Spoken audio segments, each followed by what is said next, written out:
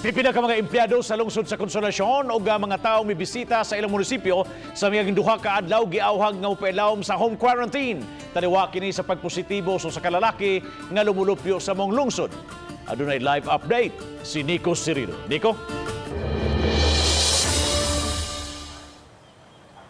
Yes, Bob, agi og pagpanigurado pipila ka tawo sa lungsod sa Consolacion ang gimanduan nga moabos sa 14-day home quarantine.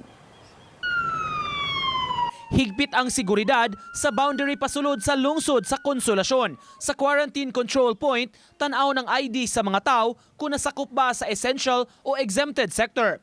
Duna say thermal scanning pagsusi sa ilang temperatura. Kagahapon, gikumpirmar sa DOH ang unang positibo nga kaso sa COVID-19 sa lungsod. Subsub ang contact tracing sa mga nakahugoy-hugoy sa pasyente. Mato ni Mayor Johannes Aligado, gi-quarantina ang mga kauban ni ini sa Panimay. Samtang gipanawagan sa LGU ang mga tao nga miadto sa government center o sa ilang munisipyo ni atong Martes, Marso 31 o kagahapon, Abril 1. Gitambagan sila nga mopaubos sa home quarantine. Matud sa mayor, dunay kauban sa balay ang maong pasyente nga miadto sa munisipyo kay dunay gihatod. Abot man diri ang USP nga ibunitan sa gate nga wala makma. So maura gyud na. Maura na among visit. It may be gamay ra, may somehow ra, pero kita being medical, being in the medical field, nasabot na sa mga pamaagi ba na makatakot ang sakit, no? Gipa-self-quarantine na ang staff nga naka-duty ni adtong higayuna o gipahulipan sa mga personnel nga gikan nag-off duty. There were employees or workers sa LGU nga wala maka-report atong Tuesday o Wednesday. So mo atong ipa-report na. Mo na lay mo report, no?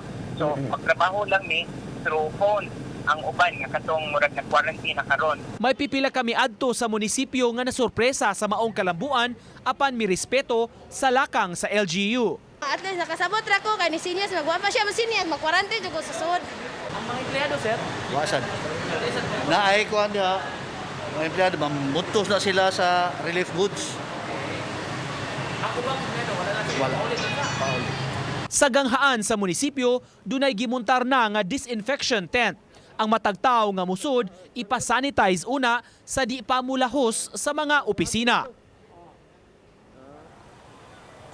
Samtang dunay abiso, Bob, ang munisipyo sa Consolacion ni atong gisaad sa national government nga social amelioration package alang sa mga apektado ni COVID-19 quarantine. Gipasalig nila nakigalayon pa sila sa DSWD alang sa guidelines sa releasing ni ining maong programa o kwarta alang sa mga naapektuhan. Gipasalig sa LGU nga makigpahibaw ra unya sila sa katawhan pinagisab sa mga barangay officials sa mga lakang o proseso nga ipatuman unya og angayang subayon sa mga residente sa mga gustong mo-avail ning maong package gikan sa gobyerno, Bob.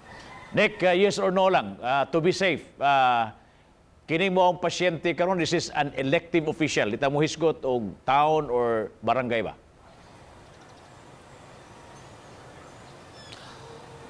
Sa pagkakaroon, Bob, naglisod pag yun og confirm, Bob, kung opisyal ba ni siya. Kay ultimo, bisan si Mayor, di sab ni siya mo kumpirmar ka nato kung kinsa o tagadiin gyuding maong opisyal. Pan nasay nato, doon na siya transaksyon sa munisipyo, mauto nga doon na siya ipahatod nga USB matud pa aron ihatod sa usa sa mga opisina didto sa munisipyo, Bob.